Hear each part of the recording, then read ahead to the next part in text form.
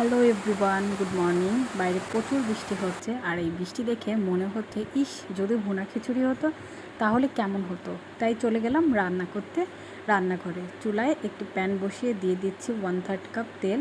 তেলটা গরম হলে কিছু এলাচ, দারচিনি, তেজপাতা এগুলোকে একটু ভেজে নিয়ে দিয়ে দিচ্ছি পরিমাণ মতো পেঁয়াজ কুচি। পেঁয়াজটাকেও কিছুক্ষণ ভেজে নিচ্ছি।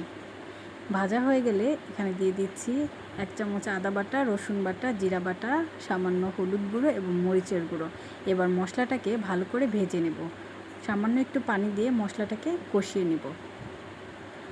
মশলা কষানো হয়ে গেলে এখানে দিয়ে দিব আগে থেকে ধুয়ে রাখা গরুর মাংসটাকে ভালো করে ধুয়ে নিয়েছি। এখন এখানে দিয়ে মশলার ভিতরে একটু নেড়ে চেড়ে গোশটাকে কষিয়ে নেব। ঢাকনা দিয়ে ঢেকে কিছুক্ষণ কষাবো। গোশ থেকে যে পানি বের হবে তাতেই গোশটা কষানো হয়ে যাবে। কিছুক্ষণ পর ঢাকনা খুলে দিচ্ছি। দেখুন গোশ থেকে যে পানিটা বের হয়েছে সেটা শুকিয়ে গিয়েছে। এই পর্যায়ে দিয়ে দিব 1.5 কাপ গরম পানি গোশটাকে সিদ্ধ হওয়ার জন্য। এইদিকে আমি একটি বাটিতে নিয়ে নিচ্ছি 1 কাপ চাল, 1/3 কাপ ডাল, মসুরির ডাল নিয়েছি। এখন এগুলোকে ভালোভাবে ধুয়ে পরিষ্কার করে নেব। পানি ঝরিয়ে রেখে দিচ্ছি। ওইদিকে আমার গোশের ঝোলের পানিটাও টেনে এসেছে। এই পর্যায়ে চাল ডালটা দিয়ে দিচ্ছি। মশলার ভিতরে ভালো করে এই চাল ডালটাকে ভেজে নিতে হবে। চাল ডালটাকে একটু বেশি সময় ধরে ভাজতে হবে। তারপর এতে দিয়ে দিচ্ছি পরিমাণ মতো পানি এবং লবণ